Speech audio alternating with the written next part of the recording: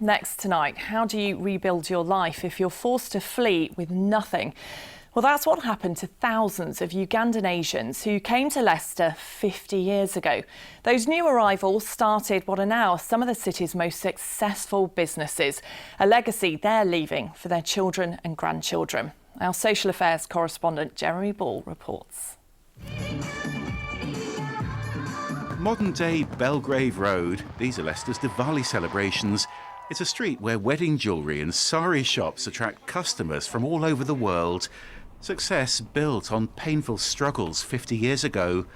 Ranju was just 10 when she was forced to leave Uganda with little more than the clothes she was wearing. It was a shock to the system that, where are we? We had no friends, I had no one. It was scary. We saw this army with their big guns in their hands, and then slowly we understood that we were here. We were going to settle down here. It was we have to survive. This is Tony Blair, and that was a commission. Maz is now an award-winning photographer. He's taken portraits of the rich and famous. That's Dionne Warwick, difficult woman too, a chain smoker. But he had to start from scratch in Leicester after losing everything back in Uganda.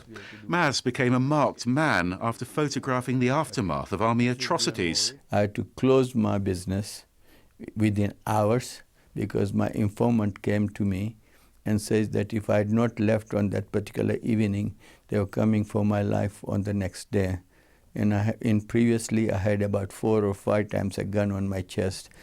We just came to the Stansted airport, very cold morning, and I convinced the crew that if I can go down first and capture some of the moments as a memory of our arrival as a refugee. Seeing the people coming out with just one bag, the relief was that I came alive.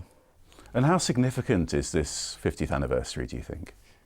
It's nice to see that, we have been part of a new life. We lost everything, but being alive, we could make up our living again. Karen. Yeah.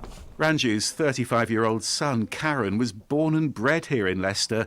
Now he's taking the reins of the business his family built here. I could never, ever imagine what they'd gone through. Hell and back, you could say. I owe absolutely everything to them. Set up my life, gave me private education, put food on the table, shoes on my feet, literally given me everything because of their hard work. You can see, 50 years now, the Ugandan Asians have done amazingly well. It brings back tears, and it's made us stronger. 50 years on, many of the families who settled on these terrace streets in Belgrave are building new lives again out in the leafy suburbs.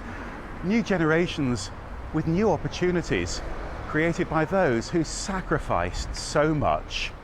Jeremy Ball, BBC East Midlands Today, Leicester.